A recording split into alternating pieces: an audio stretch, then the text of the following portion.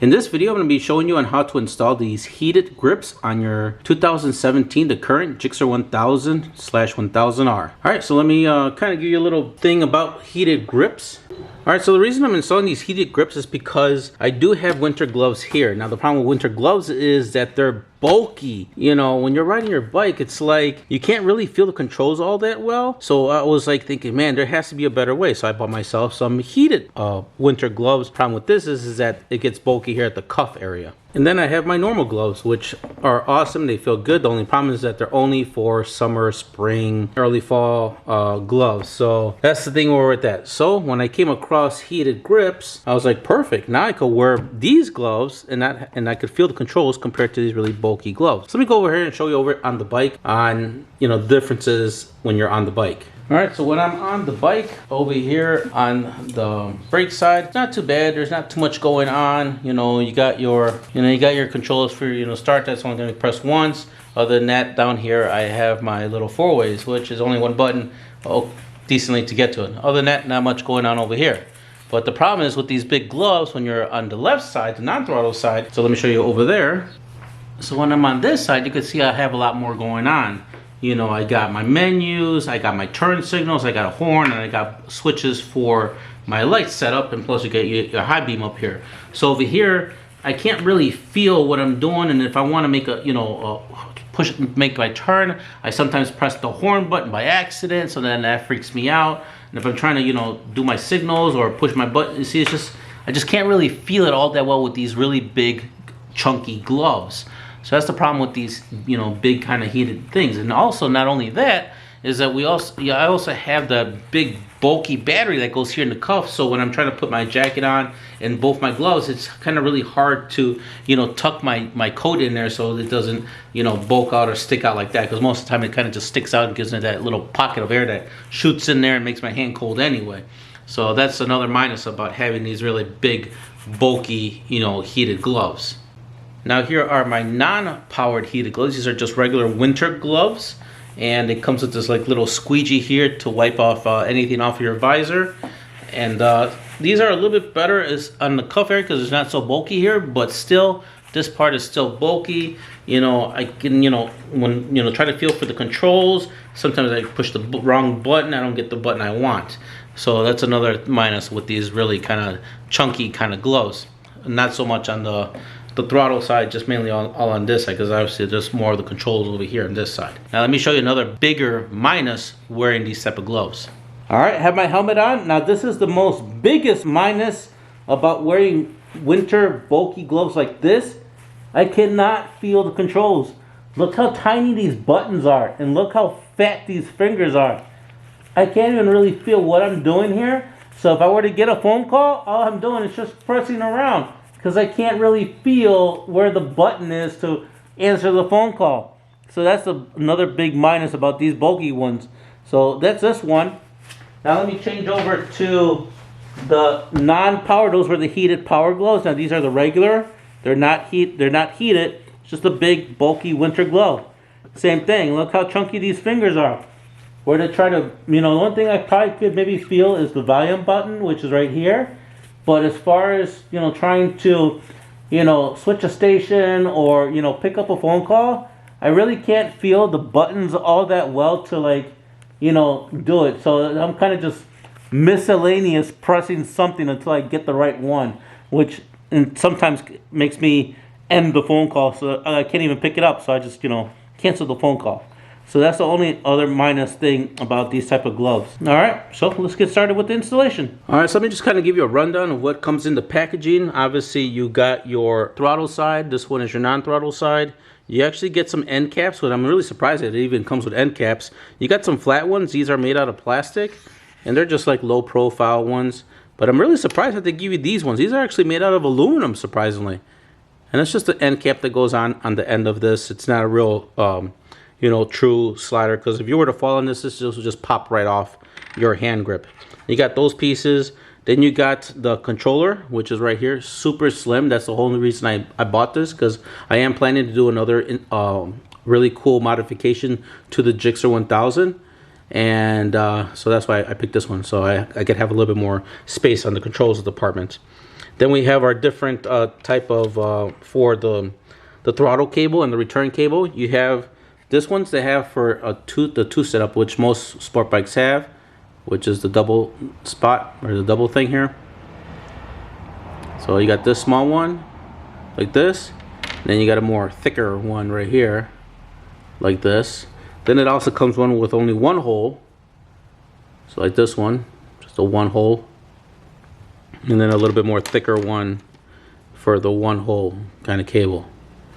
After that, you have your big power cable, which is going to go straight to the battery and then also connect to the cables. Then you get some O-rings here and an Allen wrench. You have your instruction manual, and then you got a couple of zip ties here. Alright, so let's get started. Let's go ahead and let's get our stock hand grips removed. Okay, so first things first, we are going to have to remove our bar ends. The stock bar ends on the Gsxr, it will be removed with a 10mm Allen key. So here's my 10. It's a really big chunking, you know, style Allen key. So you're gonna go ahead and put it in there, and then just crack it open or crack it loose, and then just pretty much remove it. Pretty simple on that department. You know, I'm just surprised on how big and chunky the bolt is, honestly.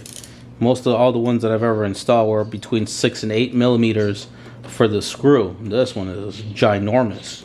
And the screw seems to keep going and going. How much more does this thing go inside?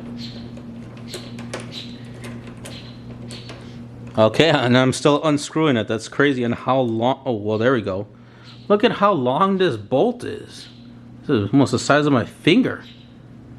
Alright, well, we got that one removed, so go ahead and put this off to the side. I believe with this particular kit, we won't have to do that method on sliding this whole piece off, because it actually, you know, ties in with the throttle cable. Okay, for the throttle side, I'm going to go mobile because I do need to show you two screws that we're going to need to remove. And on this one, it's going to be a little bit different compared to just putting the oil in the throttle tube or the, you know, the grip. Because for this particular set, it actually comes with the whole tube, and all we have to do is just connect the cables. I'll show you that in a second. But anyhow, it's going to be one screw right here, one here on this side. And if you feel on the other side, there's going to be a screw here. It's kind of hard to show you, but right where my finger is, right over here, there's going to be another screw. It's going to be with a Phillips screwdriver. So go ahead and loosen up those two screws. Okay, now that we got the two screws out, now you're going to notice that the screws are different colors. The black screw is going to go towards you. The silver screw is going to go on the other side away from you. I'm going to go ahead and put this on the bench as is, like this, so that way I can remember. All right, now that we got that part out, so now I can go ahead and turn the handlebars a little bit, and we're going to separate the halves of the starter here, where the throttle cables are. So I'm going to go ahead and flip this up.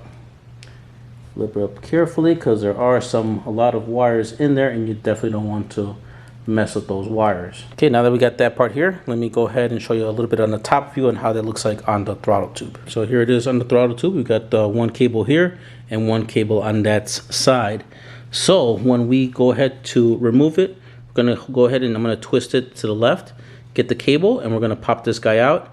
And then I'm going to go ahead and grab the cable from the other end with some needle nose pliers and pop that cable in. So that way we could see which little adapter we're going to use. So I'm going to go ahead, like I said, I got my needle nose pliers right here. I'm going to go ahead and flip it the other way. Well, let's see, let's go. Okay, going to turn it this way to give it a little bit of slack. I'm going to go ahead and grab the cable. And we want to kind of get it over and through this slit right here so you can pull it out. At this point, I may have to loosen up the throttle cables to like really get it to come out, and then I'll show you that in a second, but I want to see if I could try to do it without doing that. Alright, so I'm gonna have to go ahead and loosen up the throttle cables to give it a little bit more slack so you could remove this out of there. Alright, so if you look underneath where the throttle tube is, you're gonna see these two cables or tubes coming out, and the one with the boot is going to be your throttle cable adjuster. So I'm just gonna go ahead and pull the boot back.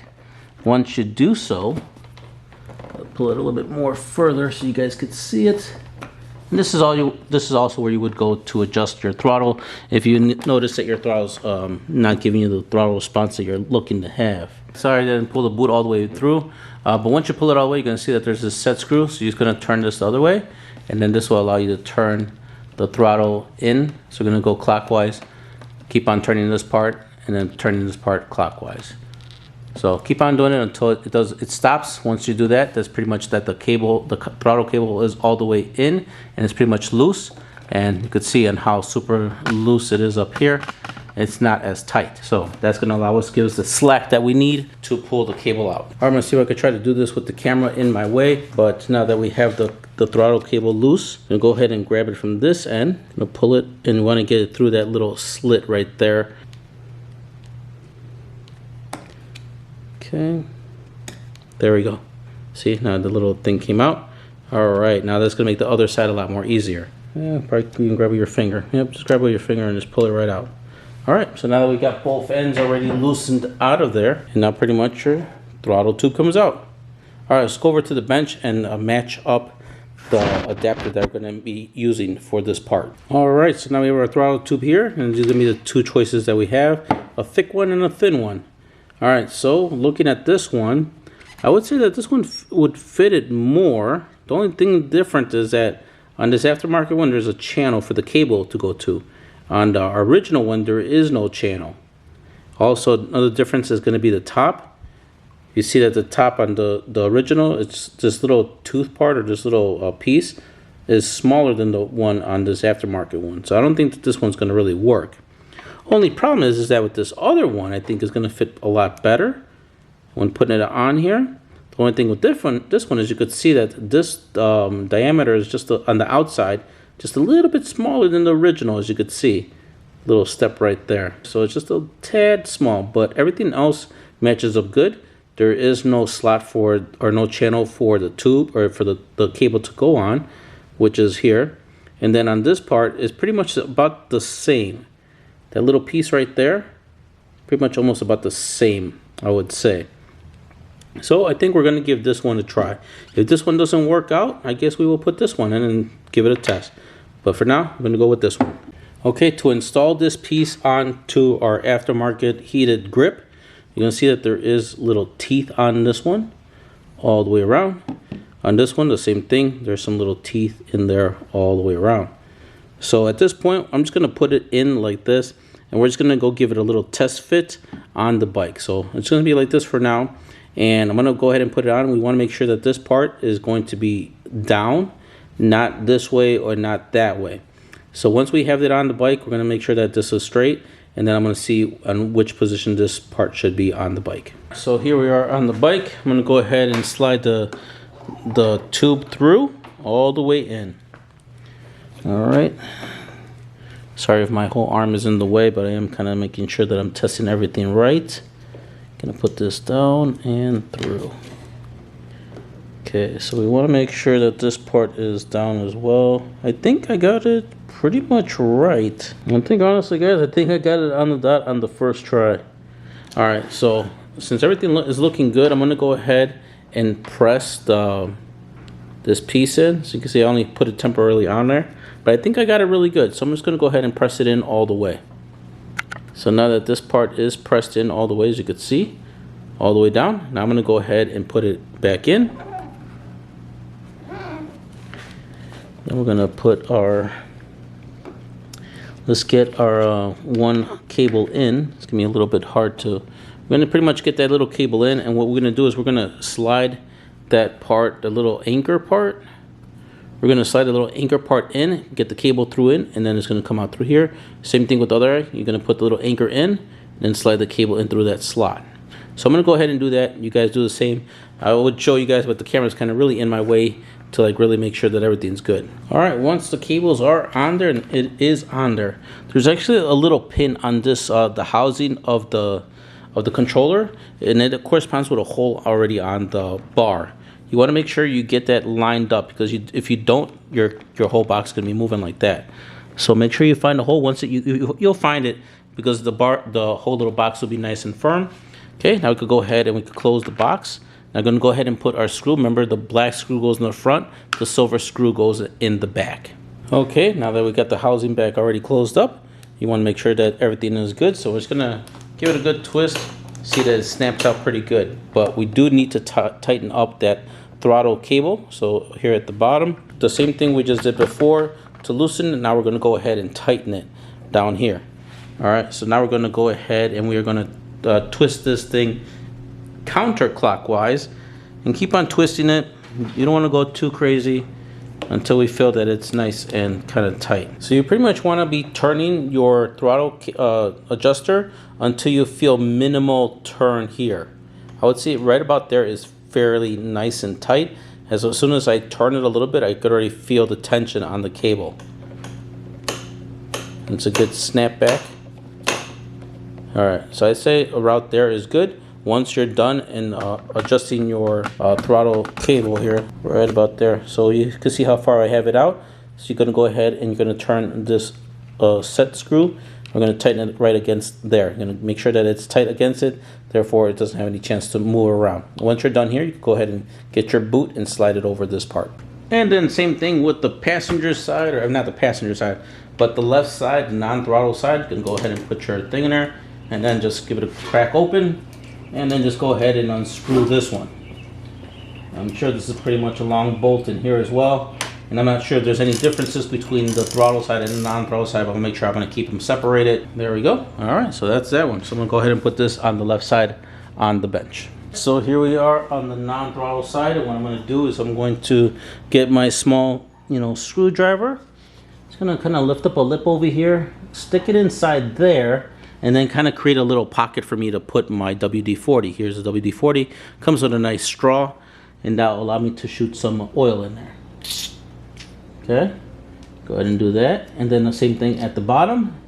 Now there is one important thing I did forget to do, and that was to pretty much get a paper towel to protect the body, which I'm going to do right now as I squirt a little bit more in there. Alright, so let me go ahead and get that paper towel.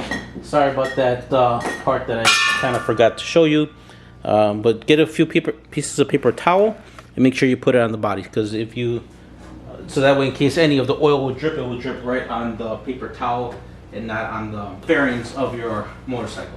Okay, at this point you kind of want to just keep repeating the process of getting the, sorry, I'm just wiping the dirty because it fell on the floor. Just keep on repeating the process of getting that WD-40 in there. You may want to work the screwdriver in like this to kind of get that oil to circulate in there. You go in a little bit deeper, do a couple squirts, go in on the other end. Same thing, give a couple squirts on the more deeper end. Okay, and then just go ahead and turn the whole grip. There we go. Kind of already broke loose from the bar. Then after that, you could just go ahead and twist it off.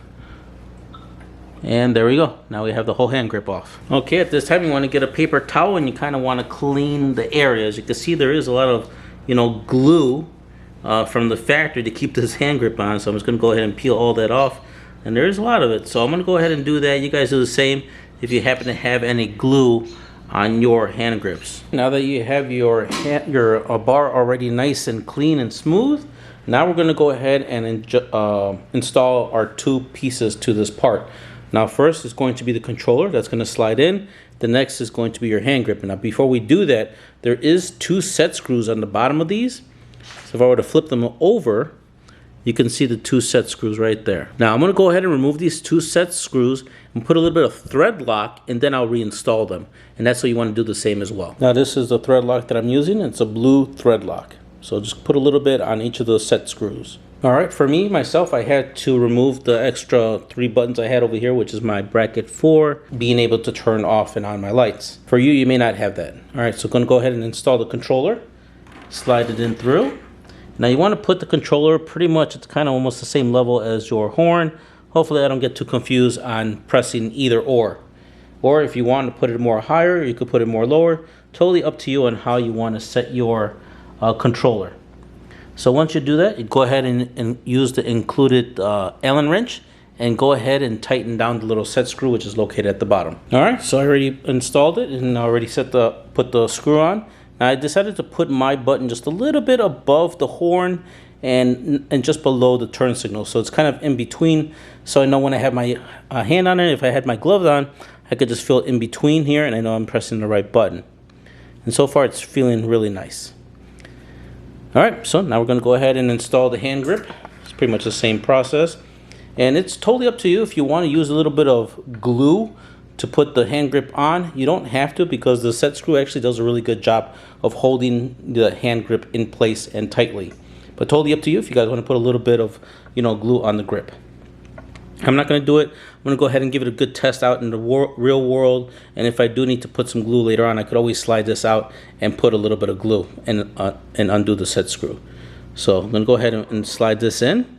And what you want to do over here, let me get you a different angle of the hand grip so I can show you what I'm talking about. All right, so on the grip itself, you see that it has this part where the cable comes out. You want to make sure that when you slide this in, that you don't have it up like this or have it too down like that. You kind of just want to have it at a good, solid angle, I guess. The reason is because when you push your clutch lever in, you don't want it to hit it. So if you had it up here, it's going to hit the cable. If you have it down here, that's up to you. But a nice even angle should be good, and it should have the clearance to be able to pull the lever all the way in. Once you find that sweet spot, go ahead and tighten down the set screw. Okay, everything's pretty much on there, super firm and tight. You don't want to go too crazy on that set screw, but just do it tight enough where it's not going to slip. All right, so all this part is really on there good. I'll give it another little test here. Make sure you push that button pretty firm to make sure that it doesn't kind of, move from your finger. Go ahead and get this angle. So when you go ahead and press it, just give it a good firm press. Not too crazy, but a good firm press, as you normally would when you're riding, just to make sure that this part of the controller doesn't slip down from your finger. If everything feels good and you're giving a good firm, and everything feels good and nothing's moving, you're all set on this side. All right, so now what we want to do is we want to get the power cable and everything routed to the battery, and then we're going to get the cables towards the front and then connect everything and tidy up all the wires. Hey guys, sorry to interrupt your viewing of the heated grips on the Gsxr 1000, but I wanted to keep the video short, so therefore that's why I'm doing this part of the video.